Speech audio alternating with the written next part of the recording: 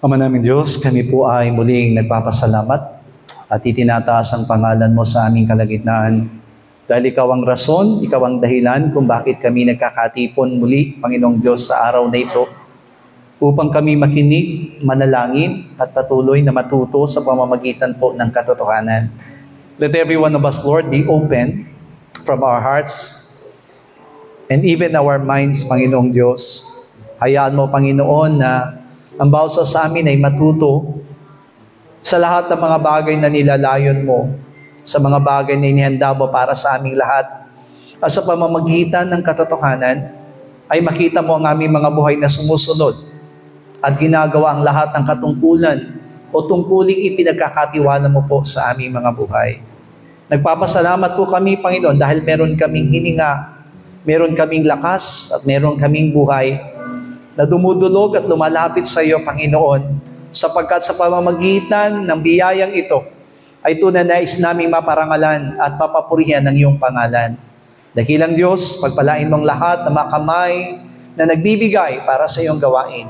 Kaya mo, Ama, na lagi mong ibalik ito ng siksik, liglig at nagumapaw na pagpapala sa kanila. Mapatunayan nila, O Diyos, ang katapatan ng iyong mga salita at sa pamamagitan din ng iyong mga salita ay tunay na maranasan nila ang iyong pag-ibig na hindi nagbabago noon, ngayon at magpakailanman. Salamat po, kaya naman sa gabi ito, maingat namin ibinabalik sa iyo ang pinakamataas na papuri at pagsamba sa pangalan po ng aming Panginoong Hesus. Amen. Palakpakan po natin ang ating Diyos sa buhay. Praise the Lord. Salamat pa sa Panginoon. Please open your Bible to 1 Timothy. Unang Timoteo, Kabanatang 3.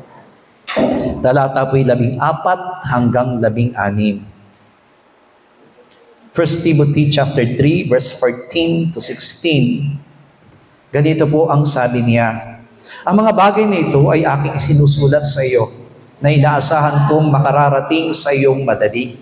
Ngunit kung ako'y magluwat ay mahabang panahon, ay upang maalaman mo kung paano ang dapat sa mga tao na ugaliin nila sa bahay ng Diyos, na siyang iglesia ng Diyos na buhay at haligi at suhay ng katotohanan. At walang pagtatalo, dakila ang hiwaga ng kabanalan, yaong nahayag sa laman, pinapaging banal ng Espiritu, nakita ng mga anghel, ipinangaral sa mga bansa, sinampalatayanan sa sanlibutan, tinanggap sa itaas sa kalwalhatian. Amen. Church that stands in the truth. Iglesia na nanindigan o tinatayuan ang katotohanan. Timothy was the son in faith of Apostle Paul. Timothy at that time is in the youth age. At habang po siya ay nasa kabataan, ay hinubog siya ni Apostle Pablo sa paglilingkod. Hindi lamang siya binigyan ng pagpapatong ng kamay sa gawaing ipinagkatiwala sa kanya, but Apostle Paul entrusted him to the ministry that he needs to act upon. Kaya nga po, ang hinahangad ni Apostle Pablo kay Timoteo, naging matibay at maging matatag siya sa kanyang paglilingkod at pananampalataya. Siguro may mapapansin po tayo doon sa ating binasang talata sa 1 Timothy chapter 3 verse 14 up to 16. It was a personal letter of Apostle Paul to Timothy, which he wants Timothy to understand everything. Amen. Minamadali ni Apostle Pablo because alam natin, di po ba? Pagdating sa 2 Timothy, nagpaalam na po si Apostle Pablo kay Timoteo na iahandog na siya o iaalay na yung kanyang buhay. Ibig sabihin, malapit na po siyang mamaalam sa mundong ito at ang hangarin po niya kay Timoteo na kapag umalis o mawala man si Pablo sa kanyang siping o doon sa kanyang piling, ay matutunan ni Timoteo kung ano ang nararapat na gawin ng isang mananampalataya. Not just a worker. Kaya nga masasabi po natin, this message, ito pong mensahe na ito ng Panginoon sa atin sa gabing ito, ay hindi lamang po para sa mga gawa, kundi ito'y para sa lahat ng mga mananampalataya. Kaya nga ang topic po natin may pamagat, the church that stands in the truth. Amen po ba? yung maninindigan, yung tatayo doon sa tinatawag na katotohanan.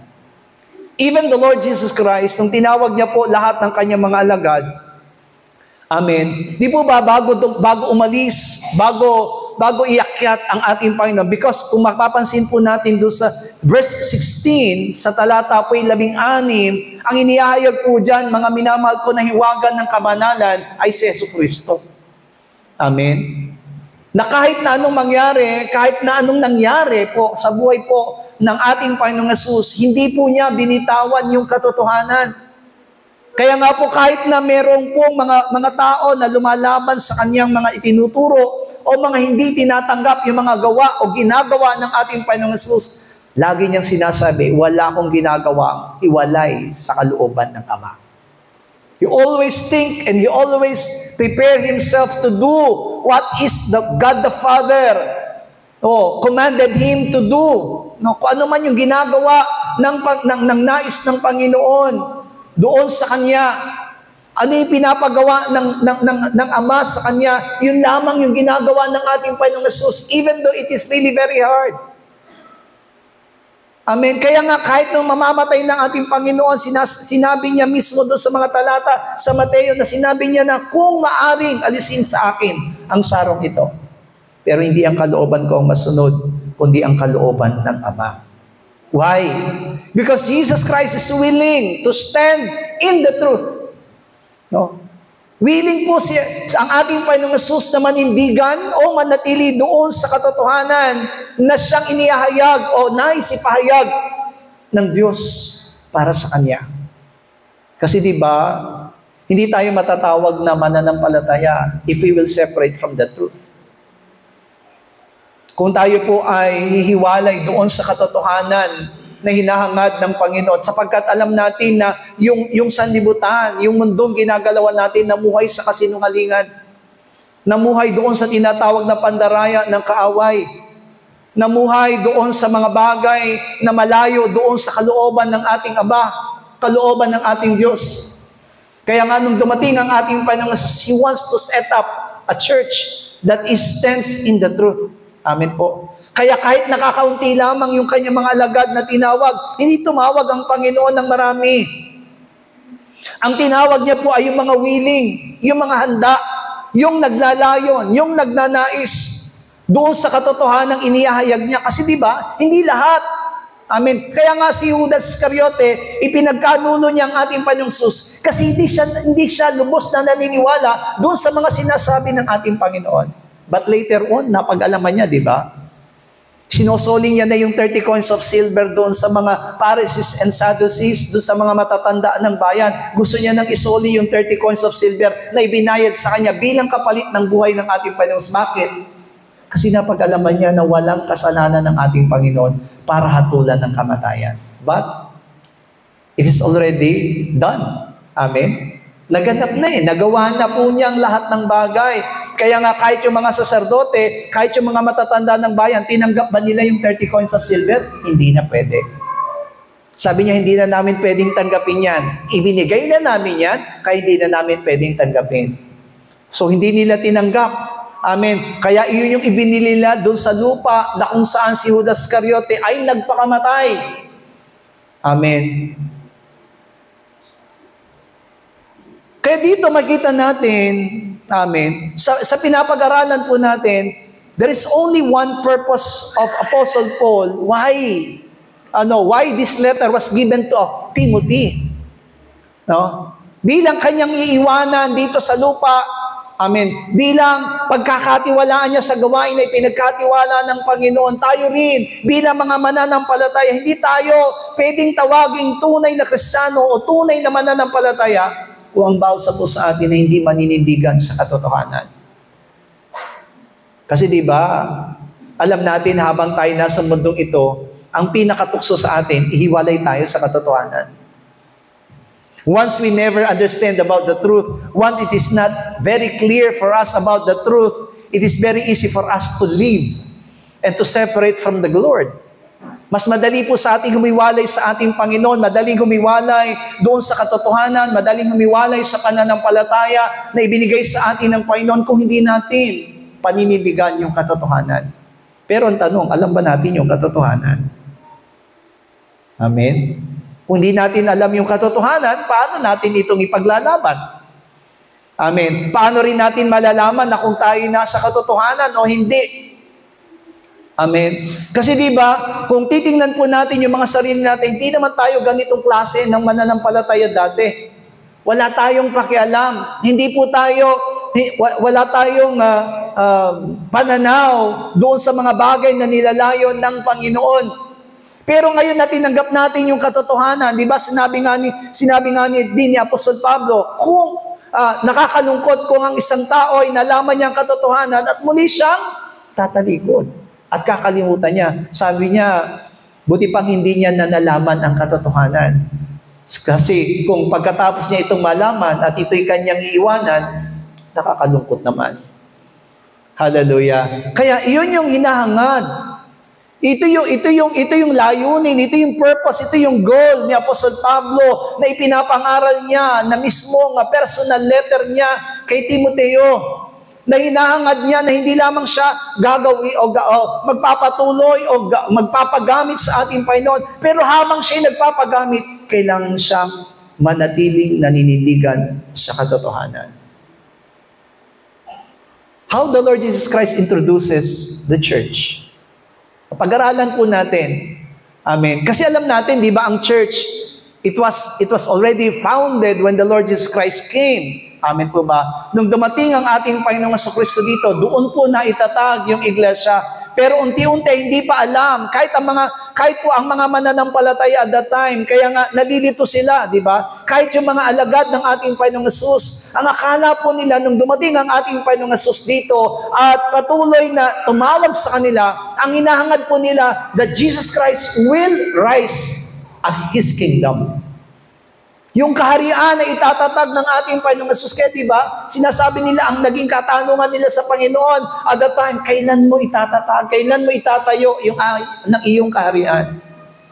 At ilan din sa mga alagad ay nagsasabi sa kanila, sana naman ako yung sa kaliwa at yung kapatid ko naman ay sa kanan. Amen.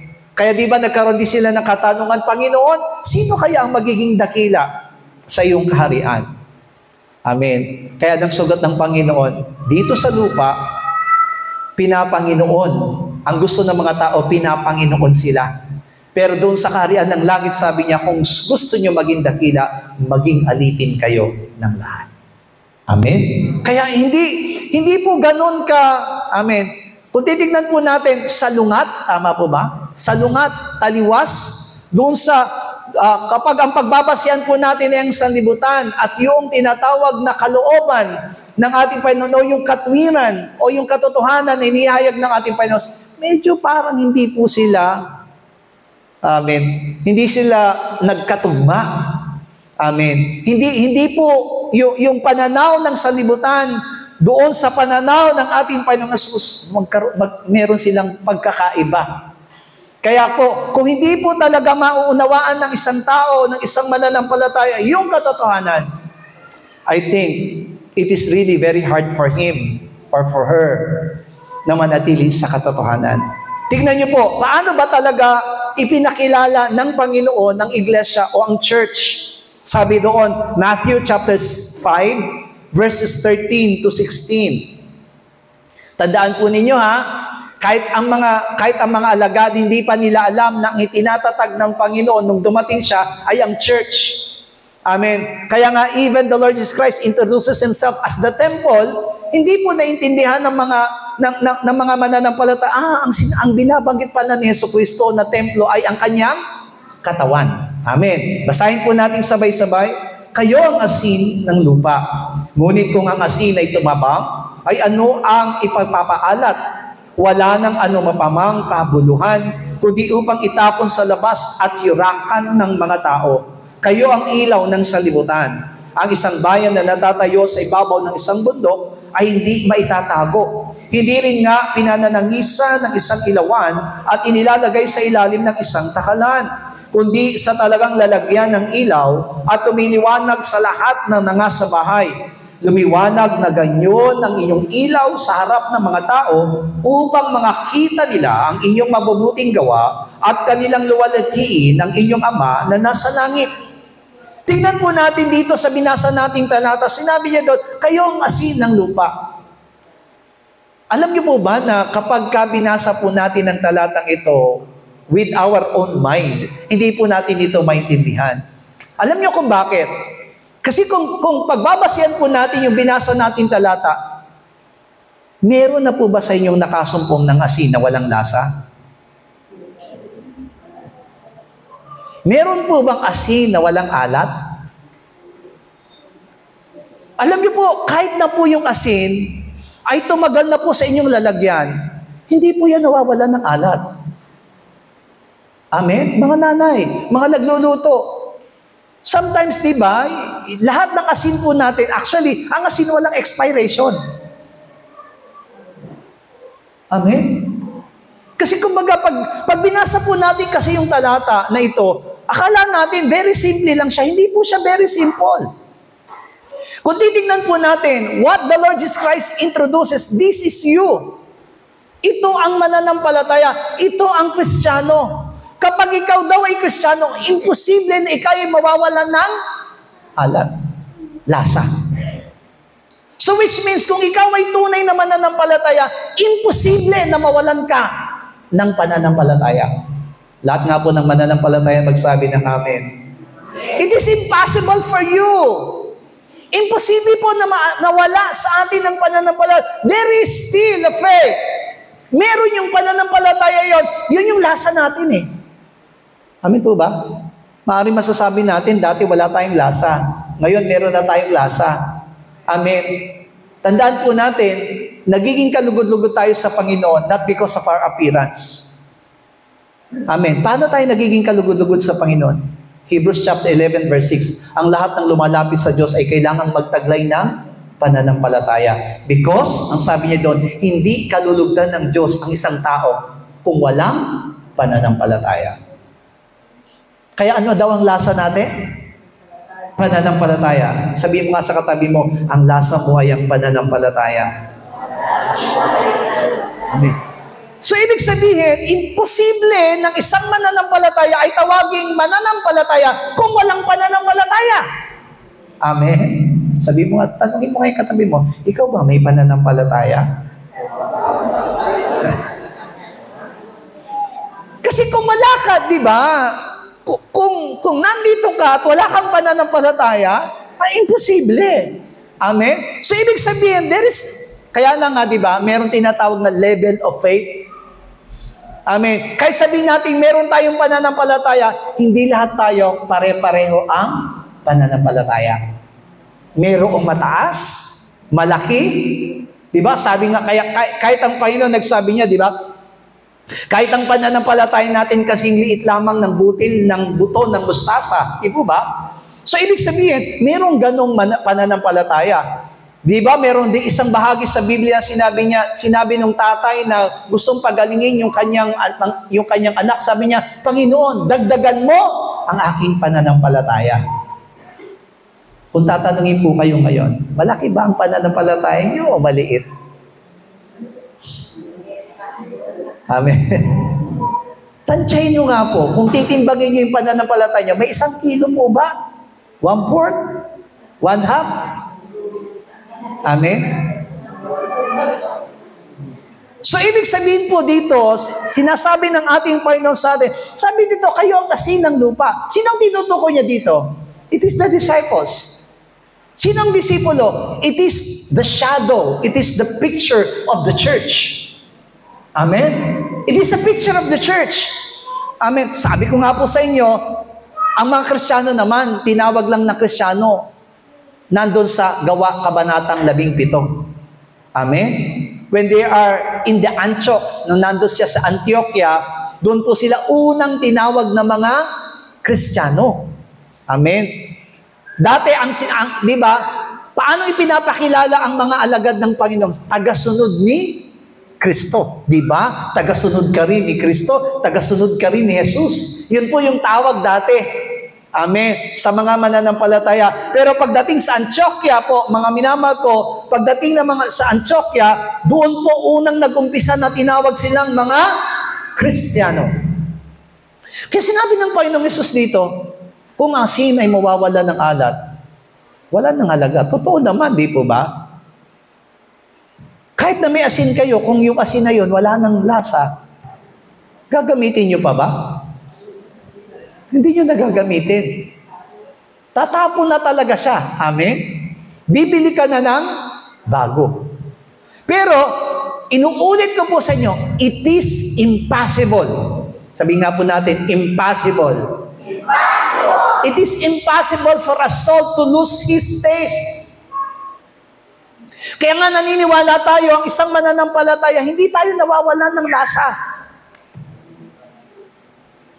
Hindi nawawala yung pananampalataya natin. Pero naniniwala tayo na maaring nagbabago yung level ng pananampalataya natin. Aminin natin. Di ba? Minsan malaki, minsan maliit. Amen. Pero sa totoo lang, hindi yan mawawala. Kung ikaw ay mananampalataya, you will live forever. Amen po ba? With faith, meron kang pananampalataya. Kaya nga, yung pananampalatayang yun, di ba? Sinasabi sa atin din ni Apostol Pablo, sinabi niya kay Timoteo, di ba? Kaya sabi niya doon, ano daw ang iglesia sa verse 15? Balikan natin yung 1 Timothy chapter 3 verse 15. Ano daw ang iglesia ng Diyos? Buhay, haligi, at suhay ng katotohanan. Amen. Kapag sinabing church, hindi pwedeng mawala yung katotohanan. Sabi nga po natin, katotohanan. Amen. Di po ba? Lahat ng church, sinasabi nila, nasa kanila ang katotohanan. Pero tandaan natin, unless we have Christ in the church, we don't have the truth. Because only Jesus Christ is the truth. Amen. Kaya dito, sinasabi po mismo ng ating Panginoon sa atin, kayo ang asin. Amen. Ng lupa. Amen. Kaya nga, hindi pwede, sabi niya doon, na mawala yung lasa. Yung alat. At yung alat na yun ay mananatili whether we like it or not. Kung tayo po ay asin, mananatili yung alat ng bawat sapo sa atin. At yung alat na yun ay dapat nating panatilihin. Amen? Hallelujah. Kaya kahit na nangihina tayo, amen po ba? Kahit na minsan nalulupay-pay tayo, it is normal. Amen po ba? Lahat tayo nakakaranas ng ganong klaseng gawi ng ating mga paglilingkod, ng ating mga pananampalataya, ng ating mga ginagawa natin para sa Panginoon. But, never stop. You should not stop. Kasi di ba sabi ng Panginoon, kung mawawala na yon, wala nang kabuluhan. Amen. You are here to believe in the Lord. Kaya imposible, kung tutuusin natin, imposible na mawala iyon. Pero kung aalisin pala natin iyon, anong sabi ng Panginoon? Wala nang halaga, kundi irakan ng mga tao. Kaya sabi ko, Lord, salamat ipinapaalala mo sa amin ito. Amen. Na bilang mga Kristiyano, bilang mga mananampalataya, ikaw mismo ang nagpapakilala sa amin, ito kami. Pangalawa, it is not only impossible, pero tinasabi ng Panginoon, kayo ang ilaw. Sabi nga po natin, sa katabi natin, ikaw ang ilaw. Amen. Pag sinabing ilaw, sabi na, meron daw tinatawag na wrong use. Amen. Ano yung sinabi na wrong use ng Panginoon? Walang nagsisindi ng ilaw at ilalagay sa ilalim ng takalan. Kung tayo po daw talaga yung ilaw, ano daw kailangan natin? Ilahad. Para mailawan yung ibang mga tao na makakakita sa atin. Amen? Iyon kasi yung hinahangad ng Panginoon sa kanyang church, sa kanyang iglesia. At naniniwala ako, bandang huli, makikita po natin, mga minamahal, na ito yung sinasabi ni Apostol Pablo kay Timoteo. The same thing, the word of Jesus Christ that being passed to the apostles, it was also the apostle passed it on to the church. Yun din po yung ipinasa niya doon sa iglesia na hinahangad ng Panginoon sa buhay ng bawat sa atin. Pero may wrong use eh. Amen? Diba? Kung titignan po natin, totoo naman, diba? Kung magsisindi tayo ng ilawan at ilalagay din natin doon sa pinakailalim, anong silbi? Amen? Tanungin mo nga yung katabi mo, ikaw ba may silbi? Di ba? What's the use? Amen po ba? What's the use you are being here? Ano ang dahilan? Bakit nandito ka? Kung di ka naman, gagamitin. Ano ka pang display? Hindi po, di ba? Nung sinabi ng Panginoon, you are the light. Sino yung sinabi yung light? Pastor ba? Manggagawa lang ba? No. All the Christians, all the believers. Yan ang katotohanan. Amen. Dapat may silbi. Amen. Hallelujah. Sabi mo nga sa katabi mo, dapat may silbi ka.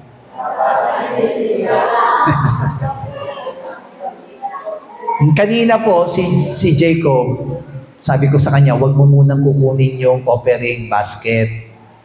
Amen. Alam niyo kung bakit hindi ko muna kasi nakagawian na natin yun eh. Nakapag-offering po, hindi pa nakakakanta, naikot na yung, hindi po. Sa offering po talaga, kung tutuusin po, hanggat hindi nakakakanta, nag-umpisa ng kanta, hindi po dapat yan kinukuha.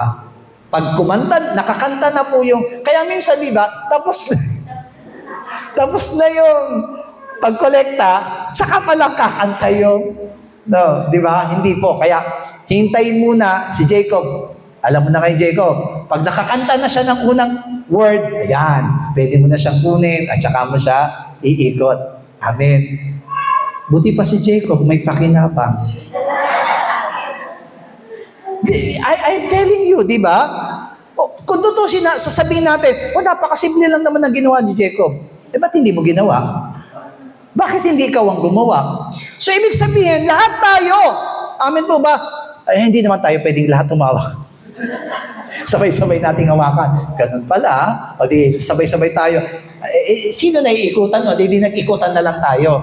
Ibig sabihin ko, that part of worship service, that part of offering, is the work of Jacob. Amen po ba? Kasi napapansin ko, every Friday, siya yun eh. Trabaho niya yun. Tama? Amen. At least may trabaho siya. Kayo, anong trabaho niyo? Kaya, yun yung sinasabi ng Bible. The church that stands in the truth should have work to do. Sabi mo nga sa katabi mo, dapat may gagawin ka. Amen. Simula ngayon, kapag ikaw daw walang ginagawa, para kang ilawan na sinimbihan at inilagay sa ilalim ng takalan. Amen. Hallelujah. Kaya huwag kang nagre-reklamo kung ginagamit ka. Huwag kang nagre-reklamo kung may gagawin ka. Kasi ibig sabihin, sinimbihan kang ilawan at inilagay ka sa tamang patungan. Amen? Kaya yung mga tao, yung mga kasanong reklamo na reklamo, yan yung mga ilawan na gusto ilagay sa ilalim ng takalan. Hallelujah! O sabihin mo ulit sa katabi mo, simula ngayon, hindi na ako magre-reklamo. Amen! Hallelujah! Kasi diba, kung di natin alam yung katotohanan, kasi napapansin natin yung sarili natin. Amen! Alam niyo po, lagi natin ginagamit yan. Kayo ang ilaw. Amen. Tama? Lagi natin naririnig sa mananampalatay, kayo ang ilaw. Amen. Pero hindi naman naintindihan, ano ibig sabihin ng ilaw? Amen. Pero yung function ng ilaw, kung nung nalaman natin yung function ng ilaw, ay oo, yun nga. Kasi kung halimbawa itong ilaw na to, tatakpan natin, anong silbi ng ilaw? Amen? Tignan niyo po yun sa mga cabaret, sa mga beer house. Alam niyo po ba ganyang kalinaw yung ilaw nila, pero lalagyan nila yan ng dim, di ba? Labuin nila yan. Kasi gusto nila madilim. Amen? Hallelujah. Kaya ganun din sa buhay ng bawat sa atin, huwag niyong takpan yung ilaw kasi ilaw tayo. Amen. Sa linggo, sabihin niyo sa katabi niyo, ilaw tayo. At yung ilaw, kapag sinindihan, dapat inilalagay sa tamang patungan. Amen. Actually, we're not talking about this light. Amen po ba? Kasi ang tinutukoy ng Panginoon dito, yung gasera eh. Amen? Ilawan. Amen? Kasi yun naman ang dati. Wala namang kuryente dati. Amen? Kasi ngayon, talagang hindi mo may tatago, iniyahang siya. Pero dati po, pag sinabing ilawan, sinisindahan yan at inilalagay sa tamang patungan. Tingnan naman po natin, kung yun ang patotoo, how the Lord Jesus Christ introduced the church, how the Apostle Paul exposed the weakness of the church. Ano po ba yung in-expose ni Apostle Pablo tungkol sa kahinaan ng iglesia? Efeso, Kabanatang 4, talatang 14 hanggang 15. Ephesians 4, verse 14 to 15, sabay-sabay, upang tayo huwag na maging mga bata pa, na nagpapahapay dito at doon at dinadala sa magkakabi-kabila ng lahat ng hangin ng aral sa pamamagitan ng mga daya ng mga tao sa katusuhan ayon sa mga lalang ng kamalian, kundi sa pagsasalita ng katotohanan ay may pag-ibig na nangagsilaki sa lahat ng mga bagay sa Kanya na siyang Pangulo sa makatuwid bagay, si Kristo. Sabi niya po sa Pablo, ito ang kahinaan ng church. Ano daw ang kahinaan ng church? Parang mga bata. Amen. Madali daw mahapay. Amen. Totoo naman, di ba? Kung titignan po natin, sinabi niya po sa Pablo, ito ang kahinaan ng church. Madaling mahapay, madaling matangay. Amen. Kasi hindi nga makapanindigan eh. Ayaw manindigan doon. Ayaw tayuan yung katotohanan ng kanyang pinangahawakan. Kaya madaling matangay. Sabi dito ni Apostol Pablo, ng mga tao. Daya ng mga tao. And this is very sad. Dinadaya sila ng mga tao. Ano daw ang pandarayan ng mga tao? Katusuhan at mga lalang ng kamalian. Amen.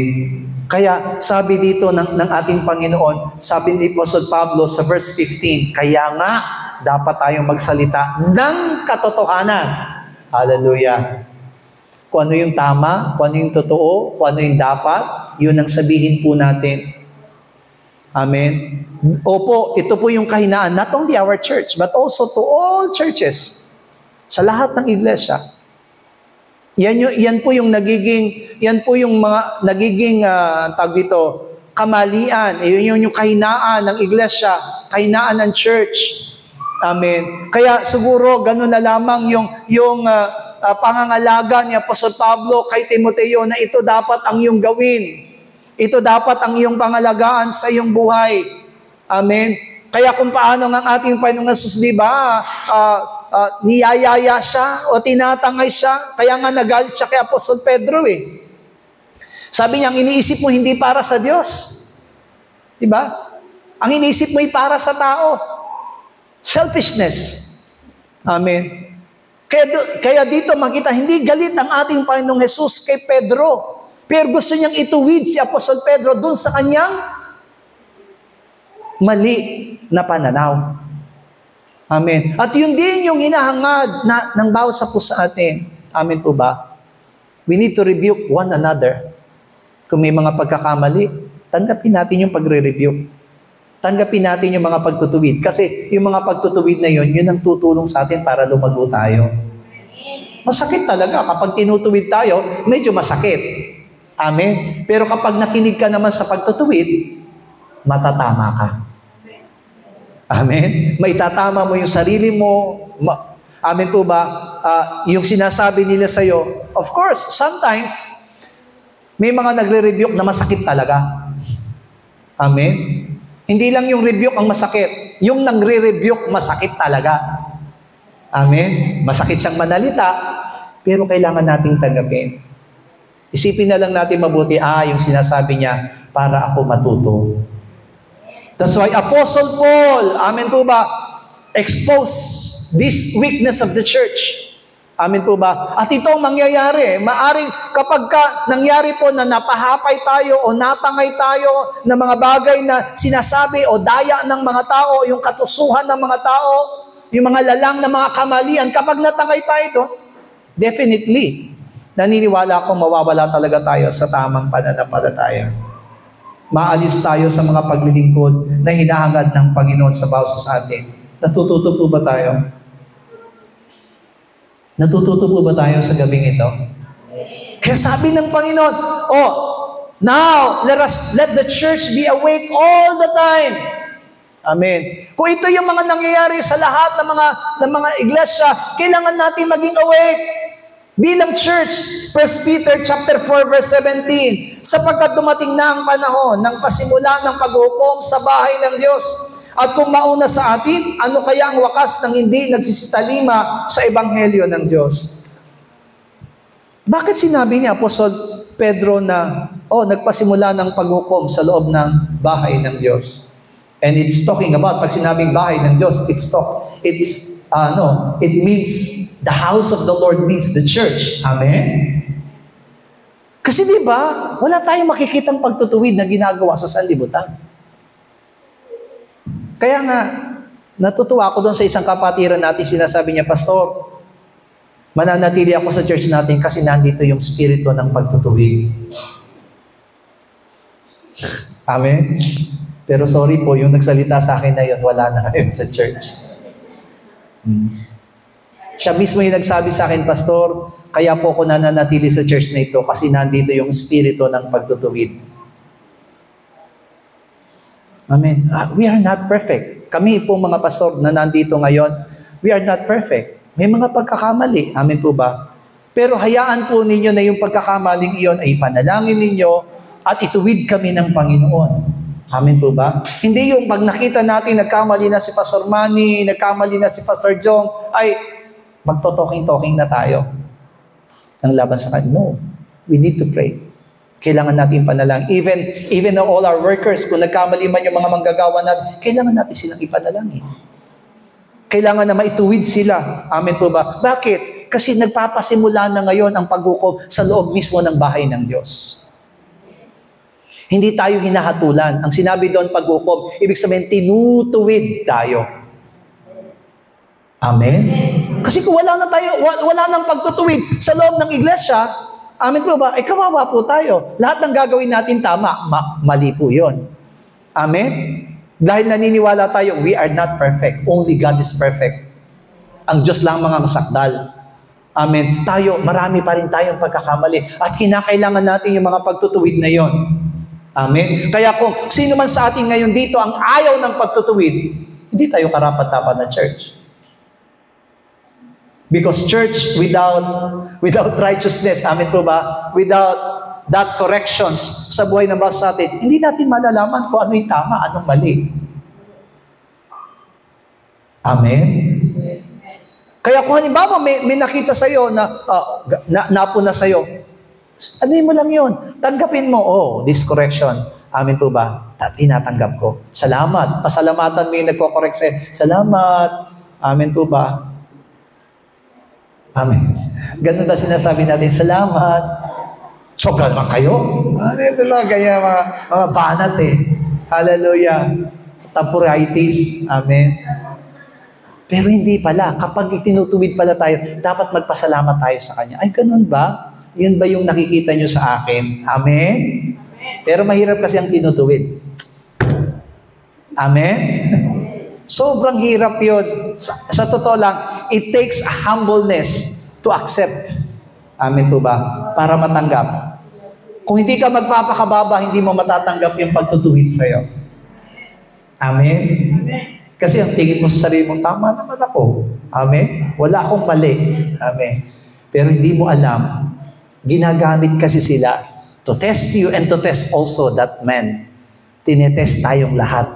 Amen? At naniniwala tayo na sa pamamagitan nun, natutuwid ka, natutuwid din siya. Amen?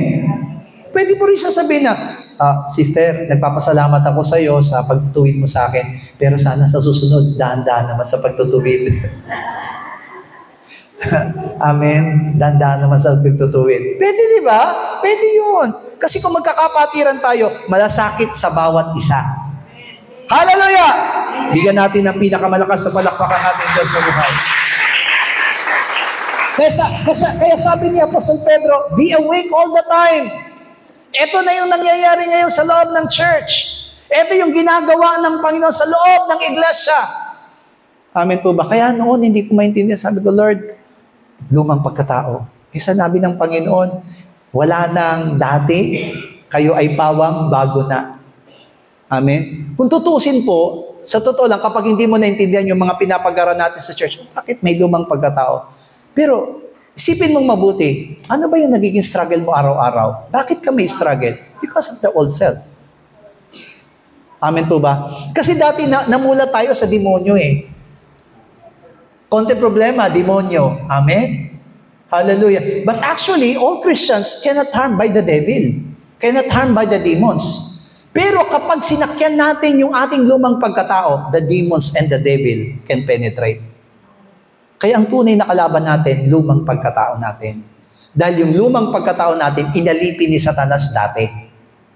Amen? Kaya pinipilit ni Satanas na ibalik sa atin yung lumang pagkatao para maalipin niya ulit tayo. Amen?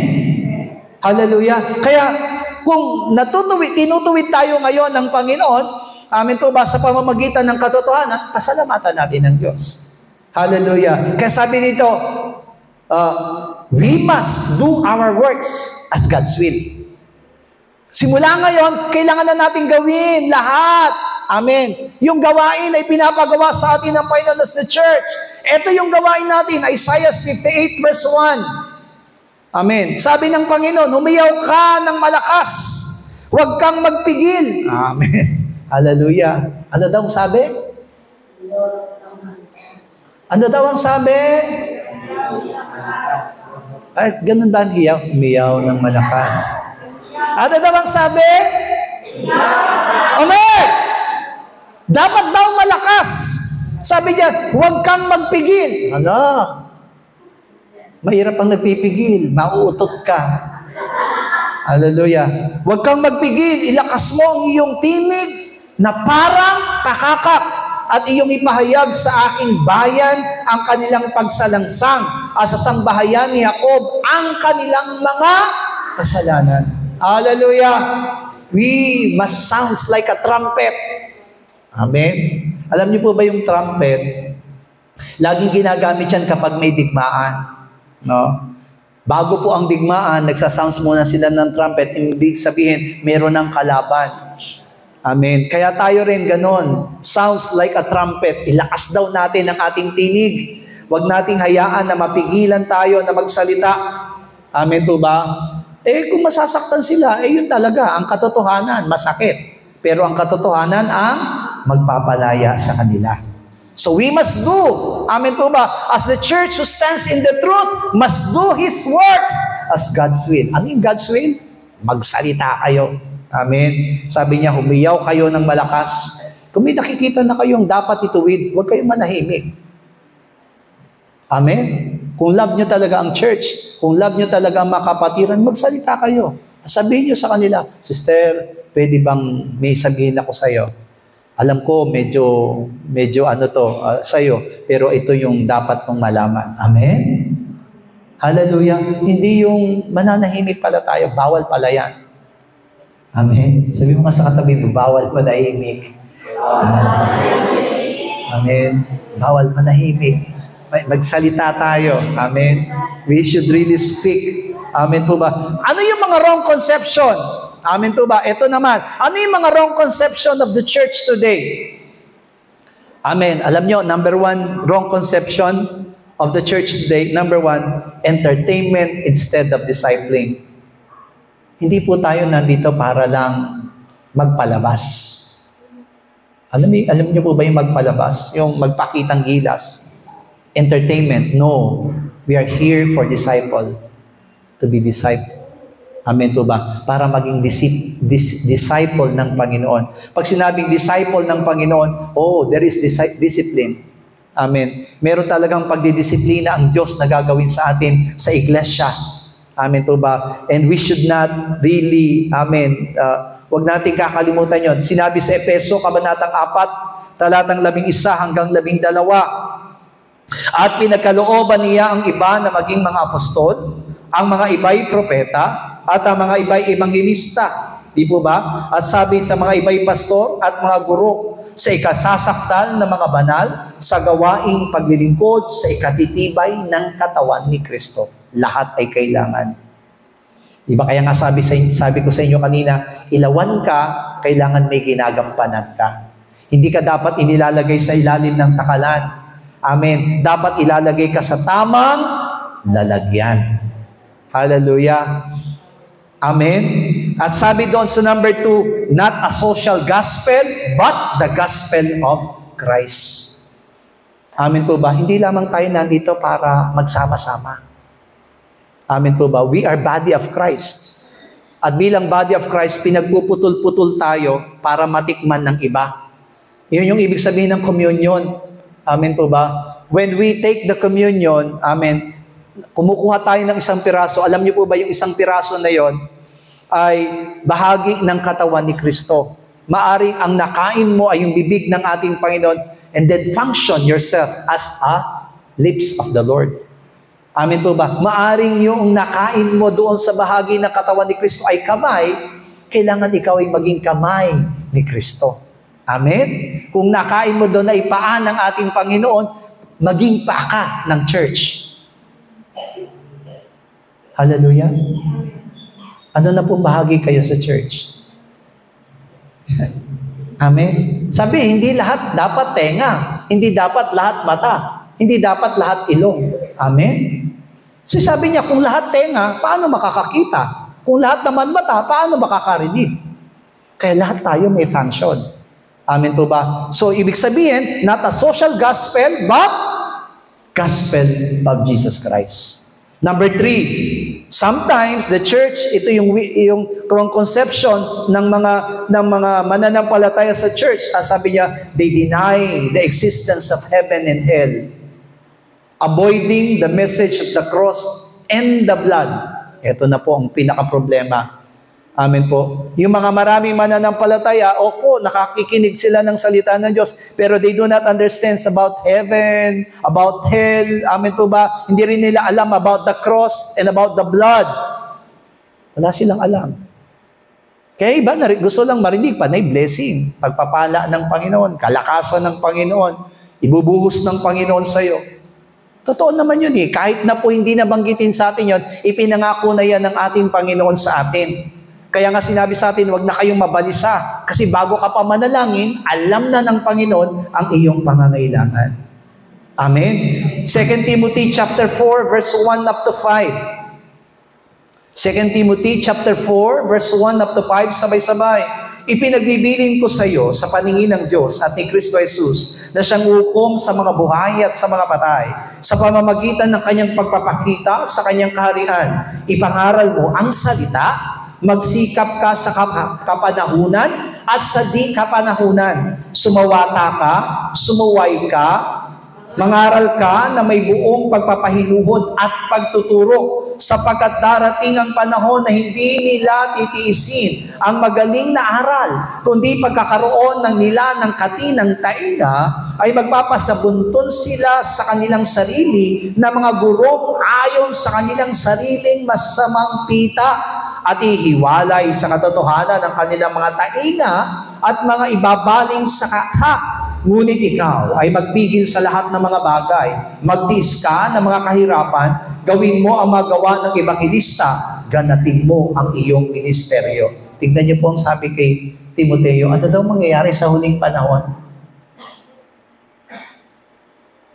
In the last days, they will transfer. Amen po ba? Sabi doon, ililipat na nila yung mga tainga nila doon sa mga turong gusto nilang naririnig. Mga kata, gawa-gawa. But we need to remain in the truth. Kaya si Timoteo, pinangangalagaan siya ni Apostol Pablo. Bakit? Kasi baka dumating ang pagkakataon na gano'n. Kasi yan ang nangyayari ngayon sa church. Amen po ba? Opo, makikita natin maraming malalaking church. But if you will ask them about, amen po ba, about the truth in the Bible, sometimes big churches do not know. Hindi nila naintindihan. Wala silang naintindihan. Amen. Pare-pareho yung maririnig po nating pangangaral po sa kanila. At hindi nila naintindihan, walang disiplina. Amen po ba? As long as you want to attend the church, sige, gumawa ka ng masama, gumawa ng makasanlibutan, basta tumaten ka lang sa loob ng iglesia. But that's wrong. Kaya sabi ng Panginoon dito, sumuway ka, hindi pala sumaway ka. Ibig sabihin, amen po ba, if you stand, amen po ba, to correct, tumayo ka, manindigan ka, tama mo yung kapatid natin. Kung magalit siya, nasa sa kanya na yon. Basta ang importante, nasabi mo sa kanya ang tama. Ang dapat. Hallelujah.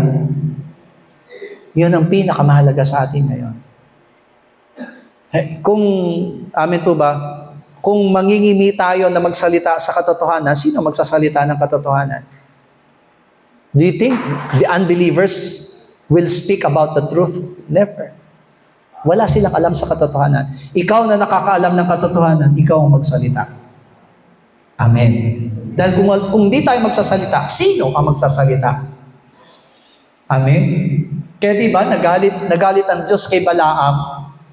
Bakit? Sinabi na nga ng Diyos sa kanya, huwag mong susumpain ang aking bayan. Siya mismo ang nagsabi, amen po ba? Magsasalita ako ng lahat, pero hindi ko pwedeng sumpain ang bayan ng Diyos. Anong sabi ni Balaam kay Balak? Lipat tayo ng lugar. Baka sakali doon. Amen. Pwede ko nang sumpain. Alam niya sa sarili niya na hindi niya pwedeng sumpain ng Israel. Dahil yun ay bayan ng Diyos. Pero nagpalipat-lipat po siya. Ano nangyari? Yung sinasakay niya mismong asno, nagsalita na. Kasi wala na magsasalita. Hindi naman siya pwedeng i-correct ni Balak. Masama nga ang Balak. Amen? So si Balaam, wala na magwa-warning sa kanya. Amen po ba? Winawarningan na siya ng Diyos through circumstances. Amen po ba? Naalala niya ang salita ng Panginoon na hindi siya pwedeng sumumpa laban sa Israel. Amen po ba? Alam niya yun. Kaya nga, nagpalipat-lipat siya ng lugar. Pero, amen po ba? Bakit siya nagpapalipat-lipat ng lugar? Kasi nagbabaka sakali siya, baka sa lugar na ito, pwede ko nang sumpahin. Kasi may bayad eh. Babayaran siya ni Balak. Wala na magre-revoke sa kanya. Sino nag-rebuke? Asno. Nagsalita sa kanya yung asno. Amen po ba? Sabi ng asno, ba't mo ko pinalo? Ang tagal-tagal ko na naglilingkod sa iyo, pero pinalo mo ako. Amen? Kasi ayaw mong sumunod eh. Kaya ayaw palang lumakad ng asno kasi may anghel na pupuksa sa kanya sa harapan. Wala kayong asno. Amen? Anong meron kayo? Aso? O baka yung aso ninyo mag-rebuke sa inyo? Hallelujah. Kasi wala, di po ba? Remember, unbelievers cannot rebuke us. Kasi wala naman silang alam sa katotohanan. Amen. Hallelujah. Kaya kung itinutuwid tayo sa loob ng iglesia, pasalamatan natin ang Panginoon. Kasi masasabi natin, Lord, you are really alive in my life. Kasi nangungusap ka sa akin. Itinutuwid mo ako. Kung wala nang nagtutuwid sa iyo, malungkot ka na. Bakit wala nang nagtutuwid sa akin? Amen? Kailangan may magtutuwid sa atin. Number 4, sabi dito, the issue of legalizing the sin. Bakit? Meron bang magli-legalize ng sin? Tignan po natin, Romans chapter 1, 24 and 25. Sabi niya, dahil dito'y sa karumihan ng mga pita ng kanilang mga puso, ay binigay sila ng Diyos sa kahalayan upang alisan sila ng puri sa kanilang mga katawan, sa kanilang sarili. 25, sapagkat pinalitan nila ng katotohanan ng Diyos ng kasinungalingan at sila'y nagsisamba at nangaglingkod sa nilalang kaysa sa lumalang na siyang pinupuri magpakailanman siya nawa. Amen. Tignan niyo po yung mga tao, di po ba? Nangyayari po ba ngayon to na ang sinasamba nila yung nilalang kaysa dun sa lumalang? Yes. It's true. Diba, sabi nung last Sunday, nung last Lord's Day, anong sabi? Kung saan daw ikaw sumusunod, ikaw ay nagpapaalipin doon. Kaya kung sinusundan mo yung taong ito, ibig sabihin, nagpapaalipin ka sa kanya. Ito yung ibig sabihin nun. Hindi mo na kinikilala yung Diyos, ang kinikilala mo ng Diyos ay yung nilalang. Kaya nililegalize nila yung kasalanan. Hallelujah. Kaya wag nawa. Amen. Wag nawang mangyari. Amen. Kaya yung sinasabi ngayon sa atin ng Panginoon, kailangan natin tingnan mabuti, I am church. And the church should stand in the truth. Kailangan kong panindigan yung katotohanan. At habang pinanindigan ko yung katotohanan, ito yung kalooban ng Panginoon. Bilang konklusyon, sa gabing ito, sabi niyo doon, as the body of Christ, we will take our stand by the Word of God. Bilang iglesia, bilang katawan ni Kristo, manindigan tayo sa salita ng Diyos, and let us all be empowered by the Spirit. Amen po ba? Mapangunahan tayo ng kapangyarihan ng banal na Espiritu Santo ay patuloy nating maranasan. Huwag tayong magsawa, huwag tayong gumibap, amen po ba? Huwag tayong mag-withdraw, amen po ba? Huwag din tayong gagawa ng apologize, maghingi tayo ng sorry dahil dahil pinapanaligan natin ang salita ng Diyos. Ipaglaban mo ang salita ng Diyos. Do not say sorry because you believe in the Word of God. Amen po ba? You have to fight the Word of God in your life. Amen po ba? Preach, teach, and practice. Amen po ba? Let us stand all in the truth. Lahat tayo manindigan, tayuan natin yung katotohanan, at gawin natin, mga minamahal ko, ang ipinapagawa ng Panginoon sa atin. Hallelujah. Maging kapakinabangan tayo, kagamit-gamit. Amen po ba? Dahil ito ang kalooban ng Diyos sa atin. O my soul, overcome sa gabing ito, at tayo po'y sama-samang manalangin na katulad ni Timoteo na hinahayaan ni Apostol Pablo, ipaglaban mo ang iyong pananampalataya, maging kapakinabangan ka sa iglesia. O my soul, overcome! O my soul, overcome! O my soul, overcome! And o my soul, overcome! Ama namin Diyos, tunay nga po na nagpapasalamat kami sapagkat sa gabing ito ay tinuruan mo kami na panindigan ang katotohanan at panindigan kami para sa katotohanan, Panginoong Diyos. Kami asin, Panginoong Diyos, at may lasa kami dahil may pananampalataya kang ilinagay sa aming mga puso. And it is impossible for us to be a believers without faith, Panginoong Diyos. Kaya naniniwala kami, Panginoong Diyos, na ang pananampalatayang iyon ay manghihinaman, Panginoong Diyos. Pero hayaan mo, Ama, na manatiling ang pananampalatayang iyon sapagat ayaw naming matulad sa isang asin na walang kapakinabangan, sa isang asin na wala ng kwenta, sa isang asin na dapat nang itapon. Bagkus, Panginoong God, kami asin sapagkat ay nandoon ang pananampalatayang inilagay mo sa amin sa pamamagitan ng iyong mga salita, sa pamamagitan ng iyong katotohanan. Kami ilawan, Panginoong Diyos, at ipatong mo kami sa dapat patungan, Panginoong Diyos, upang mailawan namin ang nadirindan, upang makita sa amin, Panginoong Diyos, ang liwanag ng katotohanan, ang liwanag ng iyong mga salita, Panginoong Diyos, sapagkat yan ang function namin, Panginoong Diyos. At it's impossible for us, O God, to be enlightened and be put under, Panginoong Diyos, sa mga takalan, Panginoong God. Pagkus, Panginoong God, sa gabi nito, Ikaw ang nagtuturo sa amin, Ikaw ang nagtutuwid sa amin, Panginoong God, na ito ang dapat namin panindigan, ito ang dapat namin ipaglaban, Panginoong Diyos.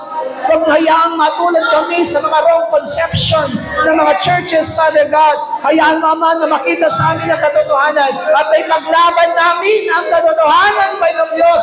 Father God, tulad ng sinabi ni Apostol Pablo kay Timoteo, Panginoong God, buhay, saligan, suhay ng katotohanan. Yan, Panginoong Diyos, ang inaasahan namin na gagawin mo sa aming church, mula bata hanggang sa pinakamatanda, ipaglalaban ng pananampalataya, ipaglalaban ng paglilingkod, ipaglalaban ng lahat ng layunin mo para sa aming mga buhay. Kaya tulungan mo kami, Panginoong Diyos, ng lahat ng aming natututunan, lahat ng mga bagay na inaasahan mo para sa aming mga buhay ay maganap at patuloy namin sa katuparan sapagkat Ikaw ang mag-ahari at gagawa sa amin. Salamat po, Panginoong Diyos, sa iyong kabutihan at katapatan sa amin. Salamat sa mga itinuro mo sa aming mga buhay sa gabing ito, Panginoong God. Ito po ang aming dalangin sa pangalan ni Jesus. Amen. All together, Lord's Prayer.